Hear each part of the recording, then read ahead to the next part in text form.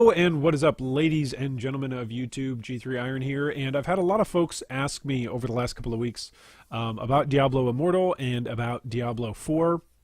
And I came out, of course, with a meme video right away, which some of you enjoyed and less of you than I thought would enjoyed it. But anyway, memeing aside, a bunch of folks have asked me for more serious thoughts about Diablo 4 and about Diablo Immortal. So I've been promising to put together this video, and so here it is. So I'm going to share with you a few of my more serious thoughts and reflections about the DI announcement and the D4 hype that surrounds it or lack thereof. So first off, a couple of things that you ought to know. The very first thing is that I never played Diablo 1 or 2. That's just not in my gaming background. I didn't grow up playing the Diablo series. So take everything from here on out as solely my own opinion. I'm not speaking on behalf of other people in G3. I'm not speaking on behalf of other organizations or other people's experiences. I'm just taking this from Iron's experiences and what Iron's thoughts are as we move forward, chatting about Diablo 4 and Diablo Immortal. So I did play Diablo 3 and I really loved it. I really enjoyed Diablo 3 for a whole bunch of different reasons. If for any reason this makes you just like, if that sentence sounds like claws on a chalkboard, I loved Diablo 3. If that just tears at your soul, feel free to turn off the video. Go ahead. But I enjoyed Diablo 3, especially on my first couple of playthroughs and my first several hundred hours through it.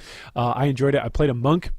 Back when exploding palm was a thing, there was a bug. Yes, it was a bug, and they patched it. But there was a thing where you could apply, it was either like exploding fist or exploding palm, but you essentially applied a debuff onto monsters.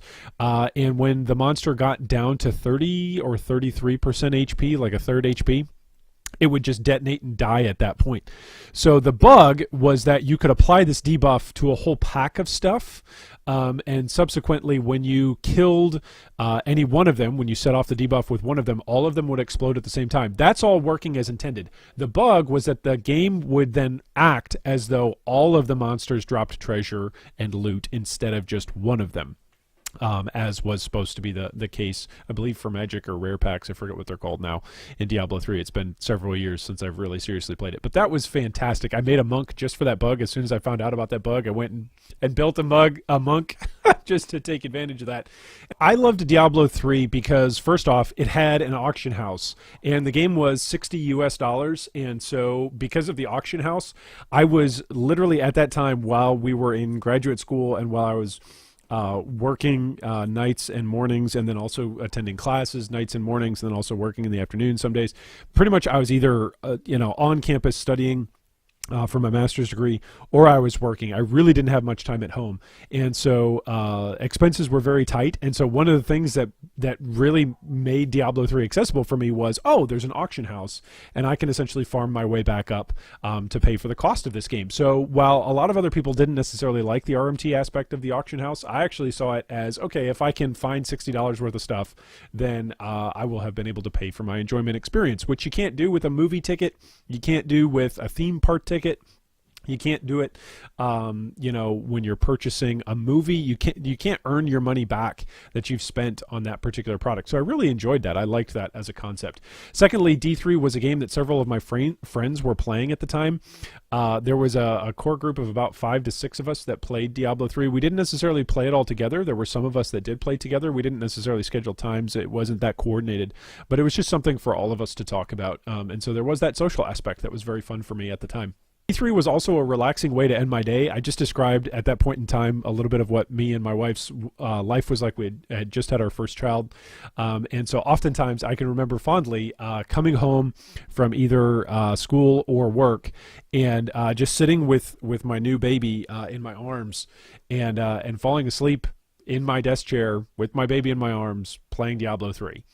Now, for any of you that want to meme and say, oh, what a great game, it put you to sleep, sure, absolutely. There was a time where I was playing Whirlwind Barb to go to sleep at the end of the day. But nonetheless, that's something that it did. It was a relaxing way for me to end my day where I would just wind down and play some Diablo 3. Fourthly, D3 provided an entry point for me into the world of ARPGs. I never would have enjoyed all of the hours that I've enjoyed in Torchlight 2 or in Path of Exile, which is obviously the most of the content on the G3 channel is now surrounding Path of Exile. But I never would have gotten into action RPGs had D3 not served as an entry point. Sure, I may have tried out other action RPGs at that time, but because Diablo 3 became my anchor and my reference point for other action RPGs, I think that was a good thing for me at the time because of how casual it was. I think PoE has always been a more in-depth game, but I don't think I would have ever dove in to the depth that is PoE if that would have been my first action RPG. So, others have said much about why they aren't hype for Diablo Immortal or Diablo 4. So, just briefly summarizing kind of the whole Diablo Gate kind of scandal, or the phones, do you have phones scandal. So, first off, a lot of people aren't excited because they're simply going to be Blizzard games. So, there is a whole segment of the gaming population that simply hates Blizzard. Some of these people are made up of people who used to play WoW, who used to play original StarCraft, who used to play vanilla WoW, or who used to play vanilla StarCraft, or even Brood War. Folks that enjoyed Warcraft 3 or Warcraft 3 Frozen Throne, but who haven't necessarily liked this iteration, the last 10 years or so of Blizzard games, whether that's StarCraft 2, whether that's Overwatch, whether that's Heroes of the Storm, whether that's Hearthstone, or whether that's WoW expansion since Cataclysm. There's just a lot of people who either have played Blizzard games in the past and so don't like the direction that Blizzard is headed now, or they're people who do enjoy Blizzard games now but don't necessarily enjoy the older games. Or there's also just this whole segment of the population. While I was away for Thanksgiving, had some family members who are not gamers who asked me about Diablo Immortal. So, and these are people who do not play PC games. They occasionally play board games or mobile games, but really they're not your hardcore gaming demographic. And they were asking me what I thought about Diablo, of course. So there is a segment of the population that isn't even aware necessarily of the day-to-day life in the gaming world, and yet they're interested and they've got an opinion on what's going on. Some of them don't necessarily like things because they've got a nasty taste for Blizzard stuff, and that's just the reality of it. Others have also said that the way the current Diablo community has been treated after the last 6 years-ish so of Diablo 3 just has really soured them on the whole prospect of Diablo Immortal or Diablo 4. A lot of people complaining about lack of updates, lack of content updates, and the type of business models that have been used when there are major updates for Diablo 3, i.e. the cash grab that was the Necro release, or the cash grab that was the Paladin release. Like, both of those expansions, yes, they're good expansions in and of themselves, but a lot of people didn't necessarily enjoy that. They felt like they had bought a full game and then there was actually expansions added to it. That's not everybody. Again, if you can't have, throw the baby out with the bathwater. You can't complain, hey, where are my updates? And then when a massive company like Blizzard says, hey, we're going to release an update and it's going to cost you some more money, like, it's not often those same voices that are complaining, but there are voices in each camp that will do different sets of complaints at different times. So a lot of people, it basically boils down to the community just doesn't like the way they've been treated for the last 6 years. Then also, we've kind of referenced this a little bit, but the way that old school Diablo community has been treated with the release of Diablo 3, a lot of people with Diablo 1 and Diablo 2, and again, I'm not speaking from personal experience here, I'm just trying to summarize what other people have told me. I've interviewed over 100 different people during my time working in gaming, just individually done one-on-one gamer interviews, and out of those 100 people, the vast majority of them, I think it was something like 60 to 70 people, had talked to me about how some of their first gaming experiences. One of the questions that I asked people during their interview was, what is your first gaming experience, or what were some of your gaming memories growing up? And the vast majority of people talked about Diablo, whether that was Diablo 1 or Diablo 2, sitting on their lap with their dad, or playing with their brother or their sister or their sibling, just talking about how they enjoyed being a kid and playing these games together with their friends, with their parents, with their siblings. And so that old school Diablo community just doesn't feel appreciated or listened to, whether that's due to the auction house, which a bunch of people didn't like that it was included, but then once the RMT swapped, then the player base essentially flopped. There were a lot of people that left. So I don't know if you just want to say that's the RMT crowd or not, but there's a lot of this old school player base, for lack of a better term, that would say that the auction house was a make or break thing for them. And so, of course, they didn't feel great about Diablo 3. releases on or bug issues on release day, and then subsequent releases. Like I think for the first year, Diablo 4, whenever there was just a patch or a release, like you knew the game wasn't going to be playable that day, and it may even take them a day or two to go back in and figure it out. It was really, really bad in terms of stability and in terms of playability. One of the reasons why I got big into League of Legends in 2012 and 2013 was actually because I knew that I think at that point it was either Tuesdays or Mondays, but League of Legends did their updates on different days than Blizzard did. And so if Diablo 3 had an update and you knew you weren't going to be able to play on like Tuesday or Wednesday, depending on what time zone you were in, then you'd go and play League of Legends for those 24 hours. And so there were a group of friends that used to play Diablo 3 together, but then we all started playing League of Legends together because of those patch days, and those were days when all of us were off of work together or around together for an hour to 3 hours to be able to get in a couple of games. So lots of different bug issues on release. Lack of gameplay. A lot of people just don't like the gameplay loop that is Diablo 3. I personally think that sets of items in games are a really cool concept, and that the more you're wearing of a particular set, the more bonuses you get. So the game rewards you for committing to a full set that may have drawbacks in its own unique way, but then gives you a benefit for having a full set. That was one of the things that I thought was cool in Diablo 3, to have sets. But other than that, I can't really look at Diablo 3 and say, hey, there's something that really stands out here. And even Torchlight 2, again, in my own limited action RPG experience, Torchlight 2 has got sets as well, and I think they do sets better than Diablo 3. So when I look at their gameplay and I go, oh, what's really compelling about their gameplay? It took them so long to come out with Paragon levels and Greater Rifts. It just, yeah, the gameplay loop just doesn't do it for a lot of people, and that includes myself. Terrible lore or lack of endgame. For a lot of people, when Deckard Cain died in Diablo 3, that was like this massive backstabbing betrayal. And for me, as somebody that didn't grow up playing Diablo 1 or Diablo 2, I didn't realize that Deckard Cain was this like Gandalf-like figure. In my mind, like the quintessential old wise man or wizard is Gandalf. For a lot of you, that'll be Dumbledore. For a lot of you, it'll be Deckard Cain. And so the lore that was in Diablo 3 was a problem, and so that of course has made you question the lore in Diablo 4 whenever that does come out, and the lore in Diablo Immortal, which essentially they're retconning things in between Diablo 2 and Diablo 3. And then the lack of endgame. I already mentioned a little bit about Greater Rifts, but just how much of a disappointment that was. So those are all some of the reasons why folks have said there's a lack of hype. And then fourthly, Diablo Immortal is a phone game. Yes, there's that meme. Do you guys have phones? But it's not a PC or console game. So a lot of people are really bummed out because when they want to play an action RPG, they want to sit down and have a session. And a session in front of your console or in front of your PC, a lot different than a session in front of your phone. Maybe in front of your phone, you're going to play for 10 to 15 minutes. And again, I could look up numbers on that. I'm just literally pulling that off the top of my head, but maybe 10 to 15 minutes for a gaming session while you're on your phone, as opposed to when you're in front of a computer, about 45 minutes to an hour before you need to get up, grab a drink, use the restroom, etc. So it's a lot more intense of an experience and allows a lot more options. And so a lot of folks just aren't hyped that it's going to be a mobile game. Fifthly, Diablo's handling of announcing anything Diablo related over the last 3 years has really just been lackluster. A lot of people have felt like they haven't been heard in what they've been asking for.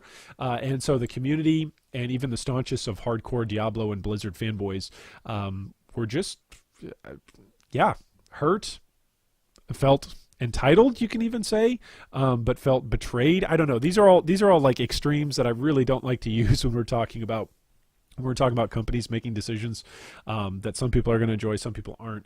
But a lot of people, especially when you look at videos about the Q&A at BlizzCon or about the announcement at BlizzCon, just a lot of people in that audience were not excited. People were booing during the announcement. You kind of felt bad for the guy that had to make that announcement because you just had the general sense of you thought that more people were going to be behind this, but they weren't, or at least Blizzard thought that, but they weren't.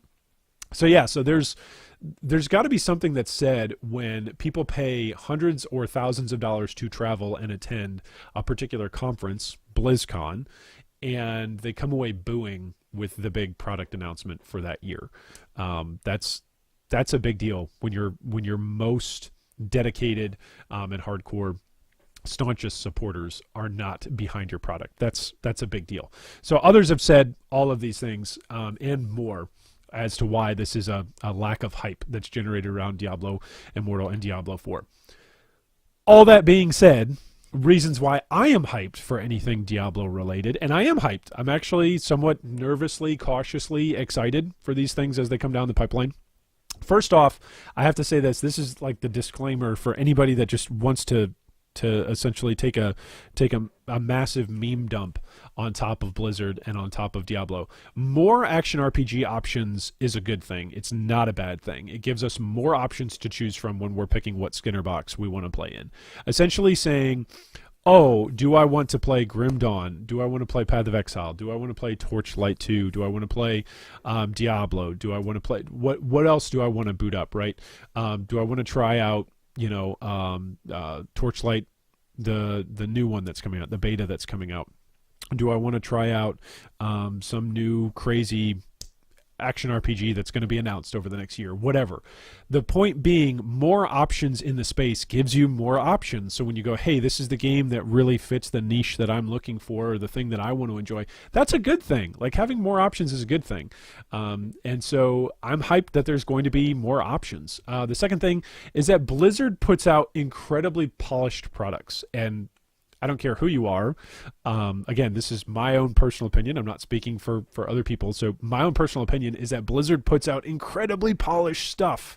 D3 still looks and feels amazing as you're playing through the gameplay. You can pick at its gameplay, you can pick at its story, you can pick at the lack of RMT auction house.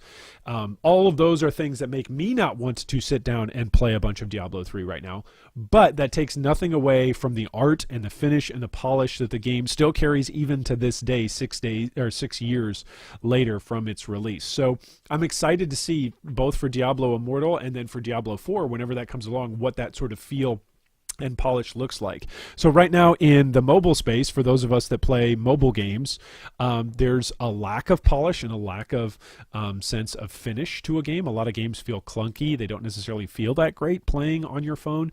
And so I'm excited to see what Diablo Immortal does, bringing that Blizzard level of polish to a mobile game, which I think they did a great job with Hearthstone, by the way. Which brings me up to point number 3. I put in thousands of hours into Hearthstone, okay? That was my game of choice on my phone while putting my kids to bed for pretty much for 3 years, basically from like 2014 to 2017. That was pretty much what I played when I put my kids to bed. My kids fell asleep, saying, is this guy on the bottom our guy? Is that their bad guy? Oh, go for his face. And, oh, trade with that monster. And, oh, we have a really powerful spell. Like, my kids loved doing that. And that was very accessible because it was on my phone. So mobile as an option will afford huge entertainment options during times like putting kids to bed, for those of us that do that, or during times like the holidays when you're at somebody's house and you're going, hey, we're going to have a conversation, but maybe somebody's in the kitchen working, or maybe I'm going to go into the kitchen working, and so maybe somebody else will have an opportunity to play on their phone. When you're traveling, when you're stuck in an airport, when you're waiting for a bus, when you're waiting for a train, or even, dare I say it, bathroom breaks, right? Like, all of these are times when we're using our phone. And so imagine if you were able to play an action RPG while you're on your phone. I think a lot of people are really going to be excited for Diablo Immortal, and these are some of the reasons why I am, because I know I use my phone, I know I play games on my phone, and I know that it would be really fun to be able to share that and play that style of game on my phone. Fourthly, competition in any space forces the best out of everyone involved. Kind of ties in a loop with point number 1. Realistically, hoping for the downfall of Blizzard is kind of hoping for the downfall of a lot of different options inside the action RPG genre. We already know the action RPG genre isn't huge. There's not thousands of games coming out every day. It's not Fortnite. It's not the survival battle royale genre. It's not the MOBA genre where every other company is trying to put out a free-to-play model to compete with League of Legends or Dota, or trying to come out with a free-to-play model to compete with PUBG or Fortnite. Action RPGs are relatively niche in terms of the bigger picture of gaming. And so seeing more companies and big companies stay involved in creating action RPGs is a good thing, because it brings out the best. For those of you that are in the loop and in the know of Path of Exile, You know that technical director for Path of Exile for Grinding Gear Games, Jonathan Rogers, I believe is his name, had said that they were designing their next major expansion 4.0 to compete and to run alongside with Diablo 4. So even though we don't necessarily know what's going on with Diablo 4 at the moment, other companies are having to say, hey, how are we going to compete when Blizzard releases their big project? How are we going to be able to make sure that our players still want to play our game? What new cool things are we going to bring into our game, or what features have been asked for that we're finally going to be able to work on and release? Like, competition in nearly every space forces the best out of everybody, or you get pushed out. And so I think after the last 6 to 8 years, because really you could even say in the build up to Diablo 3, a lot of people were just let down. I think either we're seeing here that Blizzard either needs to learn their lesson and come out with something that is mind blowing and really, really great because the expectations are so high, or we're going to have another experience like StarCraft 2, which again, StarCraft 2 kind of comes to mind when we think of Blizzard products that did well and then kind of tailed off. And so I think competition in the space forces the best out of everybody involved, and I'm hoping that's true for Diablo Immortal. I'm hoping that's true for Diablo 4, and I'm hoping that that means great options in the rest of the action RPG space amongst competitors. So will I be playing Diablo Immortal or Diablo 4 whenever they come out? Personally, most likely, yes. That's the short 30-second answer. Most likely, yes. Every project has an opportunity to inspire and entertain. That's possible for every project. It could be that Diablo Immortal and Diablo 4 will be awesome games that I will enjoy, or that will help me connect with my kids in gaming. So right now I've got a near 4-year-old boy, a 7-year-old girl, and then a newborn. It could be that Diablo Immortal is the game that I play on my phone next year when the baby is still baby enough to be put to bed in somebody's arms, but big enough that they want to look at something on the screen. It could be that my boy, as he starts to play more games on his tablet, or as he starts to play more educational stuff on the computer, that maybe he wants to play something with dad and wants to take a turn with the phone. It could be that my oldest daughter, who I've got videos of her playing Path of Exile up on the channel, it could be that she'll want to play it. It could be that none of them want to play it and I just want to play it while I'm sitting on the potty or traveling. Those are all possibilities. But nonetheless, the most likely answer is yes, I will be playing Diablo Immortal and Diablo 4 whenever they come out. Things that would make me not want to play Diablo Immortal or Diablo 4. So I've included a picture here of the way that they marketed and sold StarCraft 2 and are still doing. This was valid as of 2016. Yeah, is what it looks like. But the first thing is business model. Like, depending on the business model of Diablo Immortal, that could really change what I want to do with it. If this is going to be a mobile game where they're going to have an expense up front that you've got to buy into, and then they're going to have like seasonal passes that you're going to need to buy, or if there are going to be perks in game that you're going to need to purchase. A lot of mobile games do this where they lock certain things behind paywalls, whether that's resource accumulation through the little fortress collecting games or civilization building games, or whether that's that you've got to pay in order to expand your in-game options, whether that's, you know, even classes that potentially could be sold as bonuses. Just think about the Diablo 3, the way that they marketed that. How 2 new classes came out with 2 expansions. Yes, that's really cool that there was expansions to Diablo 3, but most of us that played Diablo 3 just got the sense of, yeah, we've already played that game. I'm not going to buy it just to play through it again with 2 new characters. Just not going to do that. StarCraft 2 did the same thing. A lot of people I know just bought the basic StarCraft 2 so that way we could play games in their custom matchmaking mode, and then wouldn't necessarily buy the Protoss or the Zerg expansion pack, which is really, really regrettable because I feel like there's a lot of awesome gameplay in there to be had, but not everybody's going to experience it because of the business model that was chosen for the particular game. So depending on what the business model is of Diablo Immortal or Diablo 4, that could be a barrier for me playing, just because I don't want to be spending a bunch of microtransactions on a mobile game. And I really, really want to play a game that's the whole game at the time of purchase of the game. So I really don't want to have to buy Diablo 4 and then say, oh yeah, well there's these awesome fun new characters, but you know, it's another X amount of dollars before you can play them. It just doesn't feel great. Secondly, the social circle playing the game. This is not what I mean when you think of this. So what I mean when I say this is that there could be people that choose to play this game that I know play games I don't like. And so if they tell me it's a great game, I'm then going to go and run the other direction. So I've got inside my circle of connections inside the gaming community, both people that play games that I do know I enjoy playing, but then there's also a segment of the population that I know play games I don't enjoy playing.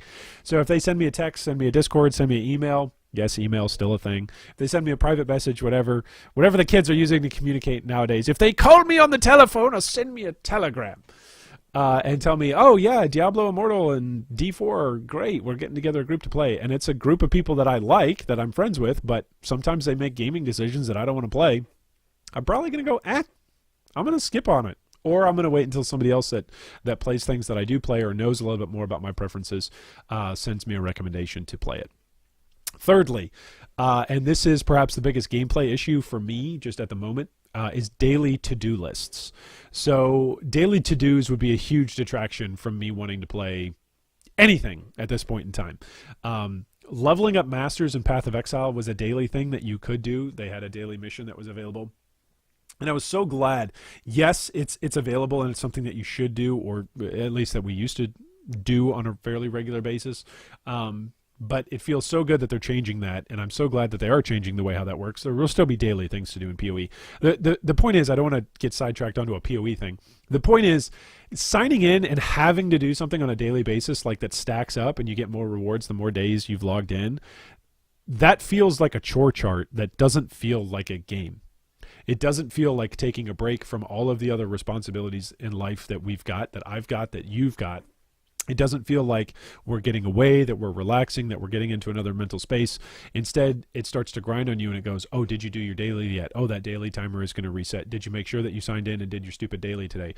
Oh, that farmer needs those carrots, or oh, that maiden needs to be rescued. You better sign in and do it, because if you don't sign in and do it, oh boy, you're going to restart your timer all over again, and then you got to sign in for the next 15 days to get back to this spot. Like, no. Okay, no, not interested. Zero, nada, not interested in daily to-dos. Yes, they motivate you for a time as a player, but ultimately daily rewards on their own are at best complements to other rewarding gameplay. Like if you take your free time and you say, I want to play this game anyway, and this is the free time I've got today, and I'm going to go play it, and there's fun daily things to do in there, that's great. But daily missions on their own, so often I feel like there's gameplay that's locked behind the daily missions, and the game is like, yeah, well, you're only going to get this if you play our game every day at this point in time. It's just not worth it. They're not a good enough reason in and of themselves to play, in my opinion. So I say all that. I've been chatting for a long time. How about you? How do you feel about Diablo Immortal now that the memeing has died down a bit? It's been a few weeks, so everybody's kind of had a time to take their collective breath and think about it and stop memeing and taking dumps on Wyatt Chen and the rest of the team that's working on Diablo 4 and Diablo Immortal. I think it'll be cool. But how do you feel about Diablo 4 now that the memeing has died down? Leave us a comment down below on any of these questions. Will you try out Diablo Immortal and or Diablo 4 if given the opportunity? If you will, why will you? And if you won't, why not? So leave us a comment down below. And of course, subscribe to get notified about new videos. Thanks so much for all of you that have asked for my opinion. I'm honored that a lot of people have asked me for my opinion on Diablo 4. That really is cool, and it's been a fun conversation. So I've enjoyed chatting with each and every one of you about Diablo Immortal and Diablo 4. And of course, as always, keep those gaming questions coming in. You can leave us a comment down below, send me an email, send me a private message via Discord.